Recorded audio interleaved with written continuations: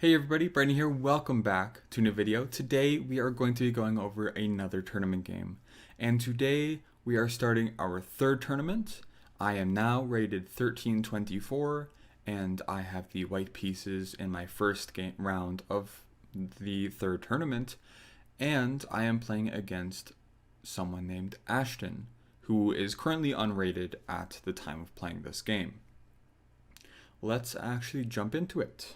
Okay. E4, this is again just something that I'm playing a lot. C5, knight to F3, knight to F6, which is fine. There's nothing wrong with knight to F6. It's just, you might see a D6 or knight to C6, which is a little bit more common, but knight to F6 is fine because if E5, just knight to D5, so there's no issues with losing the knight, and you can actually argue that the pawn is misplaced on E5. So knight f6 is a perfectly fine move. Knight to c3, just developing my pieces and protecting the pawn. Knight to c6 and d4, which is the critical break in these types of positions. White usually goes for d4 and tries to get a nice center, and black's aim is to get the move d5 in. So e6, which is normal, because if I were to take on c5 now, then they can take with the bishop, and they just got a free developing move, so let's actually just see that. Bishop, pawn takes, and then bishop takes. Now they're only one move away from castling, and d5 is actually going to be quite quick here. So this is something usually you want to leave the tension, and then they develop to c5. So what I did was I played bishop to e3, just preparing for pawn takes and then knight takes, bishop c5. There's knight takes c6, so they have to watch out for this. Where after takes, if bishop c5, then there's knight takes c6, I attack their queen, and they have to defend, and after they defend, say takes, or if b takes, it doesn't matter, we win the bishop in the end. So this would be a bad move now. So knight takes d4 and e5, which is an okay move. There's some interesting ideas behind this. Essentially, you still want to go for the d5 break, but it's going to be delayed by quite a bit after knight to b5. I played knight to b3 in the game, but a critical line is something like knight to b5, where if you ignore the idea, like a6, then I get your dark squared bishop, and this is a very uncomfortable position for black because white has the bishop pair and it's an open pawn structure. Now, of course, the pawn structure currently is technically not open, but the reason why I say it's an open pawn structure is because in this type of structure, not too many things have been played yet, and this is very easy to open up. Normally you would say that when you have 7 pawns versus 7 pawns, it's a closed structure, but for the sake of clarity, that's usually when things are locked in and nothing's locked. There's always ideas like f4 if I really need to open things up, and there's just a lot of space for my pieces. So this is like one of those circumstances where it's kind of open. Anyways, so e5, knight to b3 instead of knight to b5. Knight to b3 is okay, but knight to b5 is pretty critical, and I'll go back over that one more time. So the point is d6, and you want to make it difficult for them to actually continue here. So one thing you can play is a4. The whole idea is a6, knight to a3, and then you just reroute. Maybe c4, maybe d2, b3, or b1, d2. It just really depends, but the knight on a3 normally looks like a bad piece, but here it has a lot of critical ideas, and one particular weakness could be the b6 square. So e5, knight b3, d6 now, so just preventing any further knight b5s, which it also just makes sense because now you can develop your bishop to e6, for example. And I played f3. I just wanted to protect the e4 pawn and potentially prepare a knight to d5. So b6, and I think this is actually a critical mistake in this position. I'm not going to say it's like a blunder, but I'm going to say it's a dubious move. And the reason why is because in this position, black has issues on one specific light square, the d5 square. And when you play a move like b6, there's two reasons why this is bad. Not the video before this, but the video before that, So my sixth game, there was talk about how d6 and b6 was not a good concept because you're wasting development. Because I wasted development and I lost because of it. And this is exactly what my opponent's doing.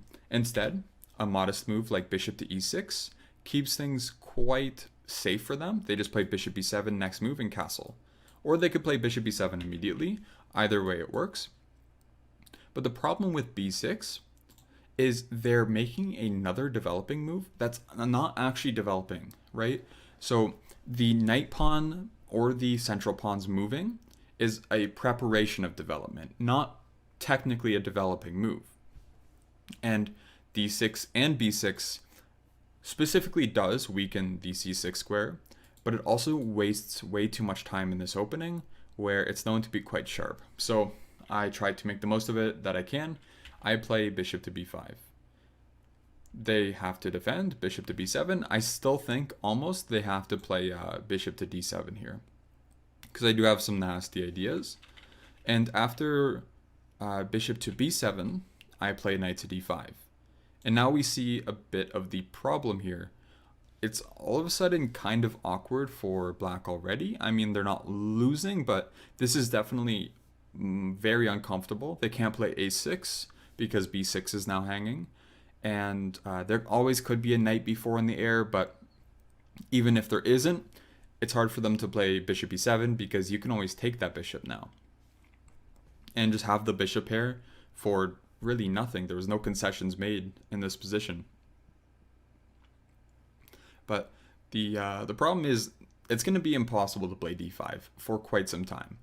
And if you're unable to play d5 or at least prepare it and give yourself activity because of it, then you're definitely going to be much worse if you're playing the Sicilian. So what you need to do is prepare d5 or activate your pieces as much as possible. Those are the two things. And right now, I'm getting the activity and I'm preventing d5, so there's something wrong. a6, so they missed that b6 was hanging because I'm assuming they wanted to see bishop takes c6, bishop takes c6, but even then b6 does hang. So bishop takes, and b6 still hangs. But I just took immediately. I thought it would be stronger, so this is what I went for. They went queen to d7. I went bishop to a4. I thought that there's no reason to get out of this pin. They can't take on d5, because if knight takes d5, I win a piece, because they can't move their knight, because their queen is aligned with their king. So if they move their knight anywhere, knight b8, then I just take their queen. So instead, after bishop h4, we see h5, and here we can see that, yeah, black's just pretty much losing on the spot now. I mean, this is already pretty devastating, this bishop takes b6 and bishop a4. I would say, like, if I were playing as black, I would resign in this position. I wouldn't even bother playing on. Maybe that's a bad habit. Maybe I shouldn't be doing something like that, but it's just a force of habit. If I see positions like this, I wouldn't bother trying, because this is just completely over. So h5, knight c7, now I pick up the exchange, and knight to a5. And I'm just trying to put more pressure on the pin. At the very least, trade more pieces, which, since I'm up material here, trading pieces is good. So g6, then queen e2. There's no reason to take on c6 yet, so why bother? Knight takes a5, and now I just win their queen. So in reality, it's pretty difficult. They can't play bishop to b7. I'm threatening to take on a6. And if you have to play something like bishop to g7 here, just to protect, the bishop at the end of the day, like this, then that's also pretty depressing. Of course, there might be some knight b4 trickies, but I don't think this works after a queen c4. Does it work after a queen c4? No, just a queen b5 even. There's too many moves that are just good here, and even queen, yeah, no. Okay, yeah, I just wanted to make sure everything was good. But okay, knight b4. I was seeing if there was anything better, but in reality, just bishop takes d7 and then just retreating is good enough, because we're up 4 points in material here. This is just completely over here. We have 2 extra pawns, and we have a exchange, and that's just over. So instead, okay, so queen e2 was played, but they took on a5, and now things are a lot easier. So I just took on d7, king takes d7, bishop takes a5, bishop to c6, queen takes a6, might as well take the material, h4, queen a7, and then rook to d1, h3, g3. There's no reason to allow any h takes g2. G2. Might as well just play the right move. Just now the pawn move does nothing in the position. So g5, bishop to b4, g4, and queen to c7, and now it's just a forced mate. So pawn takes on f3, bishop takes on d6, bishop takes, and queen takes d6 with checkmate. So this was a pretty quick game overall. There's not really too much to talk about. I would say, again, as I mentioned before, if we just go all the way back, I think this b6 was the start of many problems. And the reason why is, as I mentioned before, when you move knight and central pawns, those are preparatory development moves. Those prepare the development of your bishops. And if you're moving 2 preparatory developing moves, unless you're getting it with tempo, like in the Ruy Lopez when we talked about in the last video, which you can see that video in the end slate of this one. But the problem is b6 was not with tempo, nor was d6. So it's not really a logical move here. And after bishop to b5, bishop to d7, we immediately saw issues for black with knight to d5, and then they just blundered with a6, and this is in reality just over. As I mentioned before, I would just resign after bishop a4 if I were playing black here. This has nothing to do with me playing with the white pieces. This is just a miserable position. So I hope you guys enjoyed this video, and I will see you in the next one. Have a good one, guys.